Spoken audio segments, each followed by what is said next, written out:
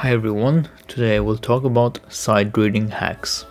Now, I'll be the first one to admit it, I'm not a good sight reader at all. I've had sight reading classes and also did sight reading for chamber music, opera repertoire and so on.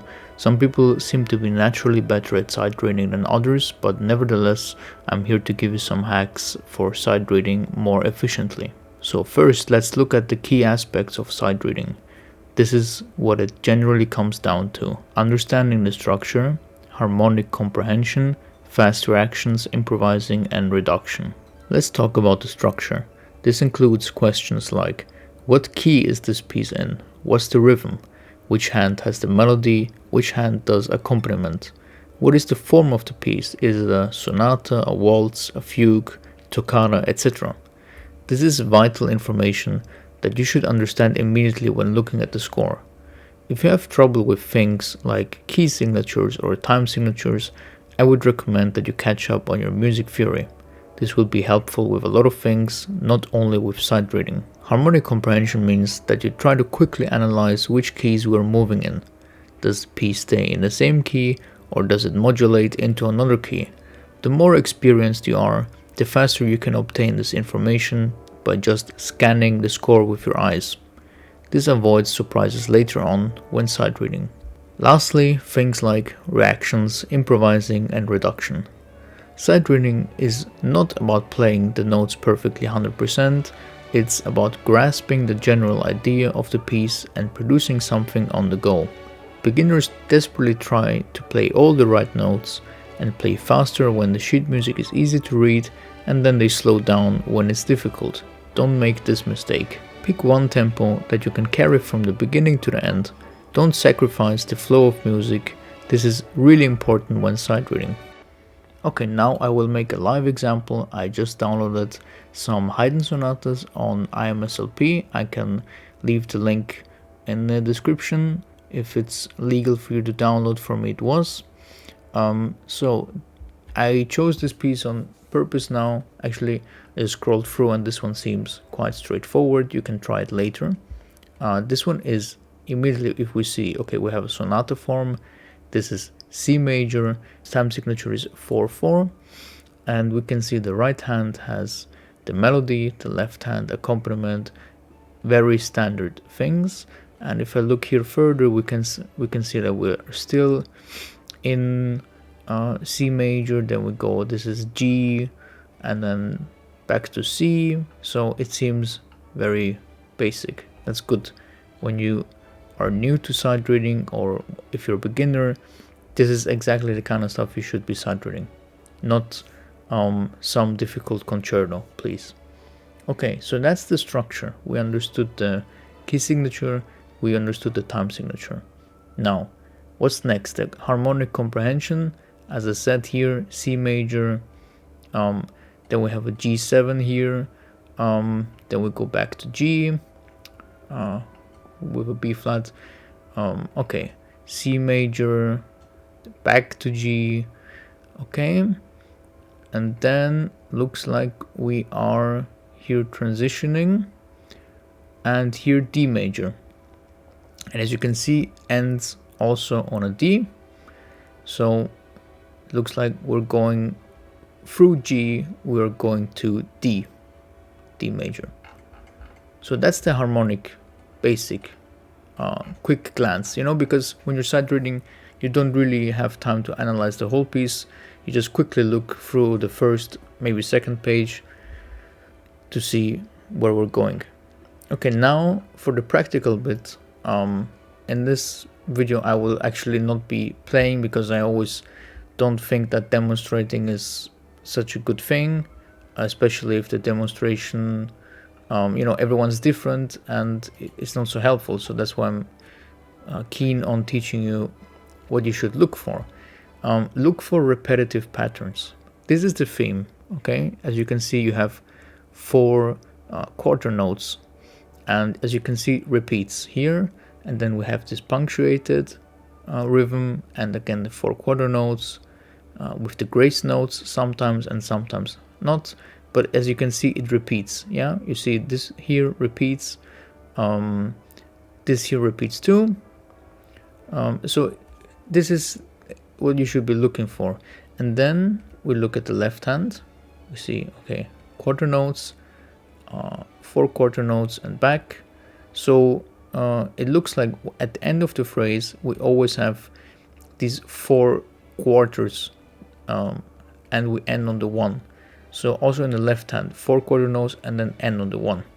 So in case that you can't read the notes this quickly, it is also already a big advantage that you know when it's going to end. Now the left hand seems, for example, if you see this here, you see this is C major, and this means that you don't need to individually read all of these notes later on. You just here, you need to understand this is C major, and you put it on autopilot for the rest of the phrase till here. So this is really what sight reading is about, is seeing patterns and then not spending your time to read all these notes and checking if it's really C major or not. You just have to go with your intuition. You see C major and you keep doing it till here, and then here you see it's G major, sometimes go to C major, so you need to be careful there, but you pretty much rely on your harmonic intuition to guide you around, and this will save you time and make it smoother. So now we looked at something fairly easy and straightforward. Let's look at something a bit more complicated in terms of notes and see how we can cope with that.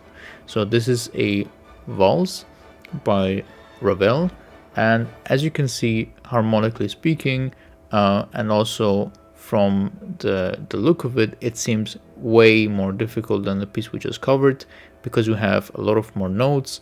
It's more complicated. Seems there is a lot more going on, but let's break it down anyways. If we look here, this is always the first place to look at. We see G major. You can take that from the signature, but also the fact that you see this G chord with added notes here.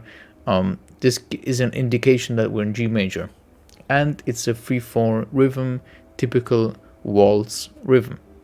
So how can we approach playing this piece or sight reading it in a decent manner? Well, we have to disregard a lot of notes. That's the first step. The bass is very important, so we see G, G, G, G, G, and we stay in G most of the time with the bass. That is already the first thing we should pay attention to.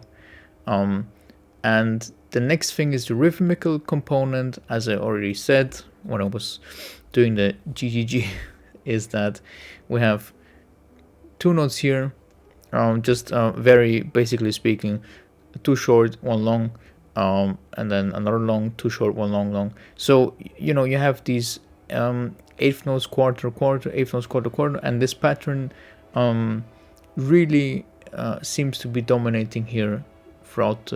Even here you have these 2 short, 1 long, also here, here, here. So this is a lot of information that we extracted from this very difficult looking piece. Now this is the basic identity of the piece. If you can do this, you should already feel like you're doing a lot of progress, because of course you're gonna lose some detailed harmonies which maybe give the piece the certain detail, but nevertheless you're playing the main construct of the piece. You're playing the most important notes, which is the bass and the melody, at least the top notes of the melody, and this is really what you should be aiming for. Everything else is just a bonus. Now the last thing I want to talk about is when I was doing my poll on YouTube.